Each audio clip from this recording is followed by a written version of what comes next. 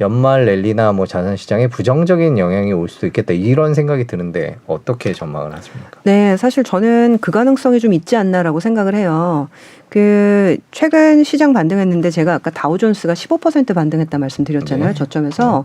근데 재미있게도 만약에라도 통화 정책이 좀 바뀔 거다라고 생각했으면 사실 나스닥이 더 많이 올랐어야 되거든요. 그렇죠. 근데 나스닥은 사실은 금리가, 크게 오르지는 못했습니다. 결국에는 유동성이 모자라게 되면 여기저기 사고나 날 수 있는데 만약에라도 지금 이제 생각을 해보셔야 될 게 금리가 많이 올랐죠.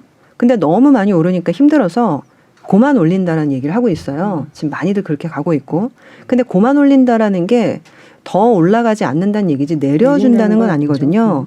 근데 현재 금리 수준이 만약에 한 6개월 정도 유지된다라고 했을 때 이 금리 수준을 견딜 수 있는 사람이 많은가? 이걸 한번 냉정하게 생각을 해보셔야 되거든요.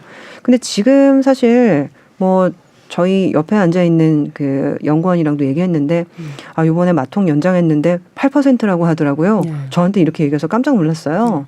그래서 이제 마통 금리가 사실은 8% 그리고 주담대는 이미 7%를 넘어선 지 오래고 그리고 이제 일부 사실은 뭐 부동산 관련된 PF 차환 금리는 뭐 10%가 넘어간다라고 하고 근데 이제 이 금리가 금리 기준 금리를 낮춰주지 않으면 사실 내려가는 허들이 분명히 있는 건데 이게 과연 유지가 됐을 때 좀 여러 가지 사건 사고가 일어날 수 있는 가능성은 분명히 있는 거거든요.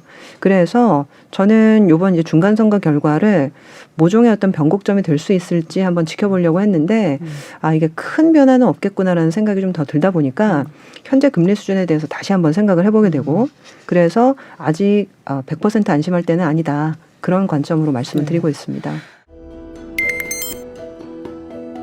이제 2년 뒤에는 이제 이른바 백악관을 놓고 싸움이 붙을 텐데요. 근데 지금 이런 그 경제 정책 인기 없는 경제 정책을 계속할 수 있을까라는 생각도 들거든요. 그거에 대해서는 어떻게 생각하세요? 사실 근데 이번에 경제 정책 말고도 이슈를 굉장히 많이 만들었잖아요. 아까 지적하셨지만은 낙태권 문제라든지 그리고 이제 총기 규제라든지 그러니까 이런 사실 문제들을 오히려 더 중요하게 생각하는 국민들이 많기 때문에 이런 이슈를 더 부각을 시키게 되면 경제에 대한 실정이 약간 완화될 수도 있는 거거든요.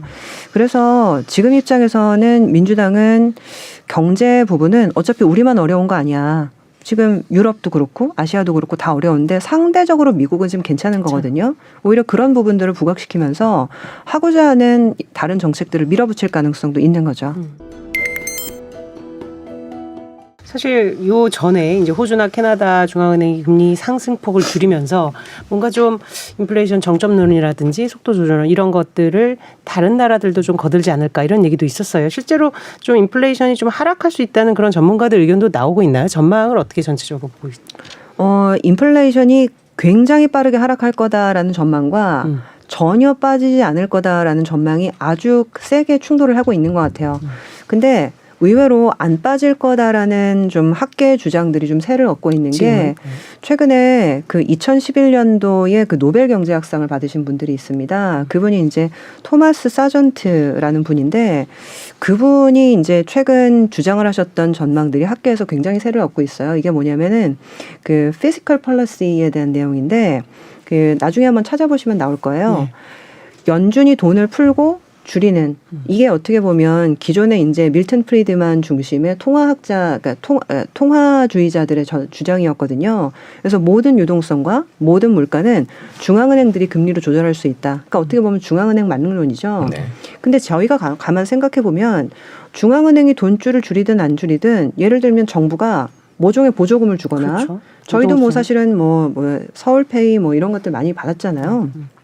근데 정부가 푸는 돈도 소비자 입장에서 돈이거든요. 그래서 통화를 아무리 긴축을 해도 재정이 확장이면 이거는 돈을 푸는 효과가 안 사라지는 거기 때문에 물가는 못 잡는다. 근데 지금 보면 코로나 한 2년 동안 모든 정부가 재정을 굉장히 많이 풀었거든요. 그래서 이제 재정 지출이 지나치게 지금 많이 확장이 됐고 근데 이게 어떻게 보면 지금 우리나라에서도 레고랜드 이슈가 굉장히 좀 많았고 그리고 런던 같은 경우에는 지금 영국에서도 지금 감세를 하려다가 정부 부채 문제 때문에 이제 사고가 났었는데 이 모든 것들이 정부 부채와 관련된 부분이거든요. 그래서 이제 그 학자들은 뭐라고 얘기를 하냐면 아무리 통화 정책을 지금 줄인다고 해도 재정 지출을 줄이지 않으면 그리고 정부 부채를 삭감하거나 디레버리징을 하지 않으면 물가는 절대 안 잡힌다. 그게 이제 그분들의 주장이거든요. 근데 의외로 그래서 정부 부채에 대한 디레버리징 얘기가 슬슬 나오기 시작을 합니다. 근데 이게 굉장히 좀 무서운 얘기일 수도 있는 게 우리는 지금까지 아니 국민이 어려우면 정부가 선제적으로 도와줘야 된다.